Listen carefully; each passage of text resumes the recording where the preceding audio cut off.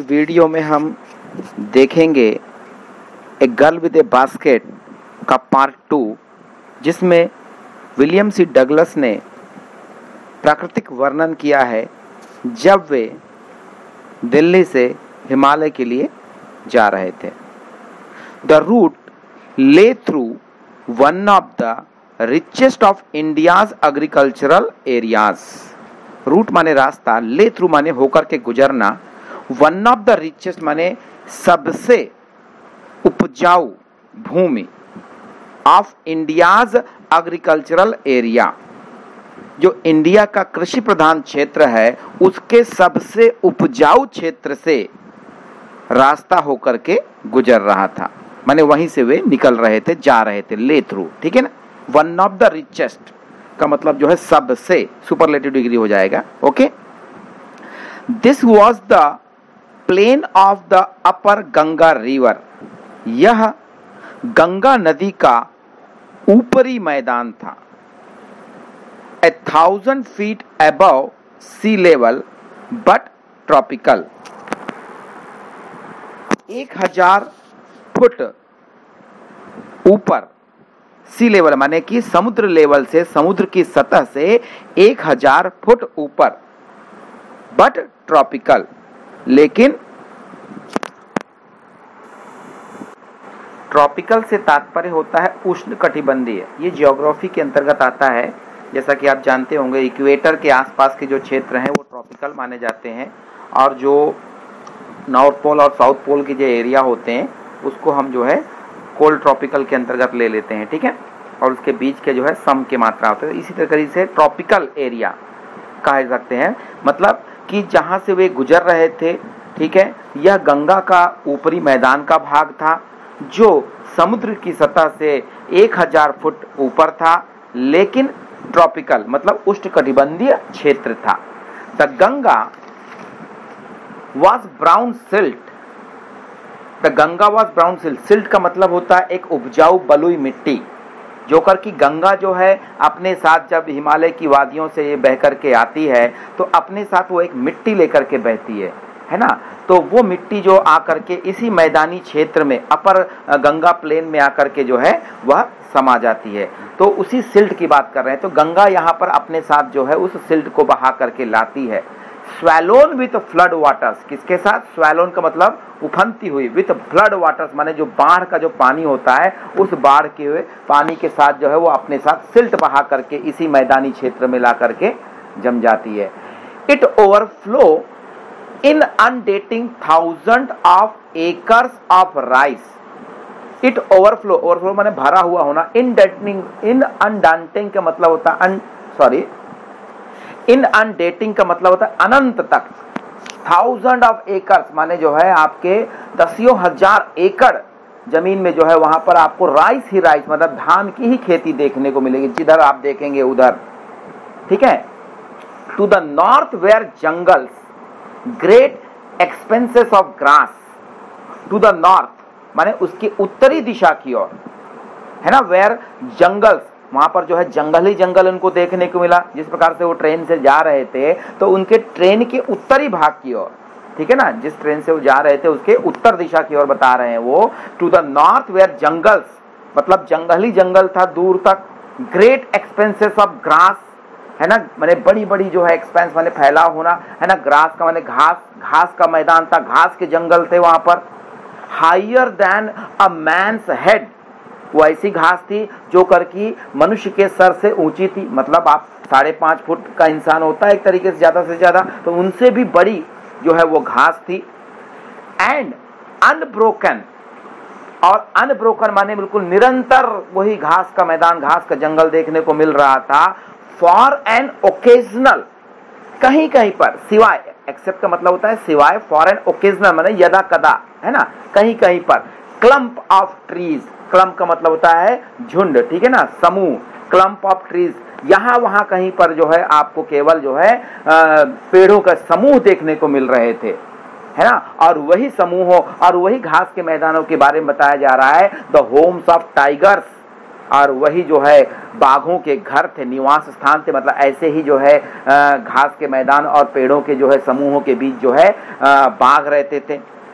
Elephants हाथी रहते थे, पाइथन्स अजगर रहते थे, एंड कोबरास और नाग पाए जाते हैं, है ना। Everywhere else there was flat land running to the horizon. Everywhere मैंने हर तरफ देखने पर, है ना, देयर वॉज फ्लैट लैंड, समतल भूमि दिखाई दे रही थी। रनिंग टू द हॉरिजन, मतलब हॉरिजन का मतलब क्षितिज। क्षितिज आप जानते हैं, जहां पर ऐसा हमको एक इमेजिनरी लाइन होती है, ऐसा लगता है कि वहां पर पृथ्वी खत्म हो रही है, या हम ऐसा देखते हैं, देखने पर ऐसा लगता है कि आसमान और धरती का मिलन हो रहा है। जहां पर हमको ऐसा भ्रम पैदा होता है धरती और आसमान का मिलन हो रहा हो, उसी को हम क्षितिज कहते हैं, उसी को हम हॉरिजन कहते हैं। ठीक है, तो जहां पर मैदानी भाग होगा वहीं पर ऐसा समझ में आएगा। तो वही चीज बता रहे हैं लेखक यहाँ पर विलियम सी डगलस कि everywhere else there was flat land running to the horizon. हर तरफ जो है एक समतल भूमि थी जो करके ऐसा लग रहा था कि क्षितिज तक गई हुई है। ठीक है, but dotted here and there by the sacred banyan tree और by rows of pakar trees and there by the sacred. Sacred का मतलब होता है आपका पवित्र, बनियान माने बरगद। देखिए यहां वहां डॉटेड का मतलब हो जाता है वो भी धब्बे नुमा, डॉट का मतलब धब्बा होता है। तो कहीं कहीं पर इक्का दुक्का जो है आपको सैक्रेड माने जो है पवित्र बरगद के वृक्ष दिखाई दे रहे थे विशालकाय, और by the rose of pakar trees, अथवा जो है पाकर ट्री, है ना, रोज ऑफ पाकर ट्री कहा गया है। रोज माने कतार होता है, और पाकर जो है एक बरगद की ही तरह जो है यह भी बड़ा वृक्ष होता है। ठीक है, इसको बिनैली भी आप कह सकते हैं। Shaped like Elm, Elm shaped like Elm कहा गया है। शेप्ड का मतलब आकार होना, लाइक एल्म, एल्म का मतलब होता है चीड़ या जो है चिराबेल का पेड़। And having thick twisted Trunks, और उनकी जो है जो ट्रंक, ट्रंक माने जो तने थे बहुत ही मोटे, थिक थे, और ट्विस्टेड माने मुड़े हुए थे। ठीक है, तो everywhere else there was flat land running to the horizon but dotted here and there by the sacred banyan tree और by rows of pakar trees. जो पाकर ट्रीज थे उसी के लिए कहा जा रहा है शेप लाइक एल्म, जो करके एल्म के आकार के थे। ठीक है, मतलब कि चीड़ के आकार के, चिराबेल के पेड़ के आकार के थे। And having thick twisted Trunks, और उनकी जो है मोटी और मुड़ी हुई जो है तने थे। Hot humid air was moving in from the south west, और वहां जो हवा बह रही थी वो गर्म और ह्यूमिड, ह्यूमिड का मतलब आर्द्रता लिए हुए नमी युक्त हवा जो थी उसको ह्यूमिड कहा जाता है। वॉज मूविंग माने बहना, in from the south west, south माने दक्षिण और वेस्ट माने पश्चिम, माने कि दक्षिण से पश्चिम की ओर जो हवा बह रही थी वहां पर वो बहुत ही गर्म और नमी युक्त थी, आर्द्रता युक्त थी। Monkeys, some of them mothers with babies clinging to them and riding underneath, swung off trees at the station. Monkeys, कुछ जो है बंदर, है ना, some of them mothers, जिसमें कि कुछ मादाएं थी मतलब बंदरियां थी, विथ बेबीज, जो कि अपने जो है बच्चों को लिए हुए थे, क्लिंजिंग माने चिपकाए हुए होना, छपटाए हुए होना, है ना। आप जानते हैं कि बंदरिया जो होती है वो अपने छोटे छोटे बच्चों को अपने पेट में जो है चिपकाए रहती है, छपटाए रहती है, उसी को कहा गया है बेबीज क्लिंजिंग टू देम, है ना। एंड राइडिंग अंडरनेथ, और वे जो है बंदरिया और बंदर जो है राइडिंग माने चल रहे थे, अंडरनेथ माने नीचे, swung of trees at the station, जो स्टेशन के पास जो पेड़ थे उन पेड़ों के नीचे या पेड़ों की शाखाओं पर वे जो बंदरिया थी, उनमें से जो बंदरिया थी वो अपने जो है बच्चों को पेट में चिपकाए हुए इधर उधर घूम रही थी। लुकिंग फॉर फूड माने भोजन की तलाश में।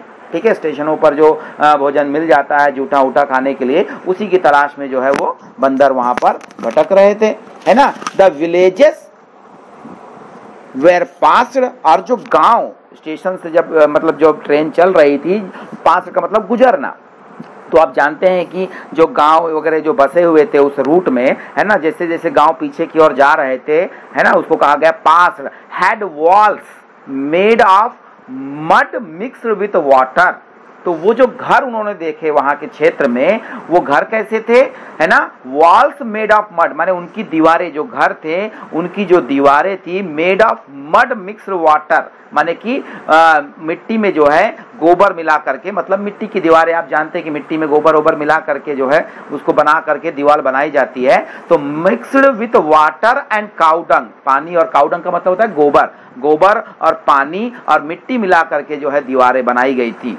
ठीक है, there peaked roofs, roof peaked का मतलब होता है नोकदार, है ना, जो उनकी ऊपर आपने देखा होगा जो हिंदुस्तानी जो मकान होते हैं गांव के, है ना, पीक मतलब उनकी जो छत होती है वो चोटीदार होती है, रूफ्स, है ना, उनकी जो चोटीदार छतें थी, वेयर थैच्ड, थैच का मतलब छाई गई होना, छाया उनको होना, है ना, काहे से छाया गया था उनको, उनके मकानों को, bundles of grass, bundles of grass मतलब जो है घास के बंडलों से, जो घास उस क्षेत्र में पाई जाती थी उसी घास के बंडल से बांध करके जो है उसको छाया गया था।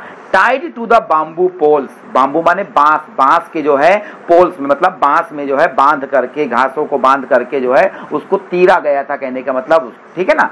Stretched across the rafters, rafters माने होता है बल्ली, पहले जो है बल्ली लगाई गई होगी सीधी सीधी, फिर जो है तिरछी जो है बांस जो है बिछा करके उसमें जो है घास को बांध करके, छोटे छोटे बंडल बांध करके जो है वो घर को तीरा गया था, छाया गया था। दैट डे, जिस दिन मतलब जो है लेखक यात्रा कर रहे थे उस दिन की बात बता रहे हैं, द पम्पकिन वाइन्स, पम्पकिन का मतलब होता है कद्दू, है ना, वाइन्स माने लताएं, जो पम्पकिन की जो लताएं थी, है ना, दैट ग्रीव ओवर देम, वे जो है मतलब उन कच्चे मकानों की जो छत थी, है ना, घास भरी जो छत थी उसमें जो है फैली हुई थी, ठीक है ना, वेयर इन ब्लूम, और उनमें जो जो लताएं थी वो खिली हुई भी थी, ब्लूम माने खिलना, है ना, trailing streaks of yellow over drab walls, drab walls माने जो उन घर थे उनकी जो दीवार थी उनको ड्रैब कहा गया, भद्दी दीवार कहा गया, क्यों, क्योंकि आप जानते हैं कि जिसको घास गोबर वगैरह से लिपा जाता है तो भद्दा रंग होता है उसका, है ना, उन भद्दी दीवारों पर जो है वो ट्रेलिंग स्ट्रिक्स माने ऐसा लग रहा था कि एक कतार बन गई हो पीले रंग की, है ना, जो पीले फूल खिले हुए थे पंपकिन्स के, उसके द्वारा जो है लताओं में ऐसा लग रहा था कि वह जो है एक पीली कतार बन गई हो जो है उनके छतों पर। ठीक है, इस प्रकार से आपने जो है इस पार्ट में देखा किस तरीके से लेखक ने जो है ब्यूटीफुल डिस्क्रिप्शन जो है आपको प्रस्तुत किया है जिस समय वे यात्रा पर थे बरेली की। ठीक है, चैनल में जहां लाल रंग से सब्सक्राइब लिखा है उसे प्रेस करना न भूलें। वीडियो पसंद आया हो तो इसे लाइक जरूर करें और अपने मित्रों को शेयर करें। धन्यवाद।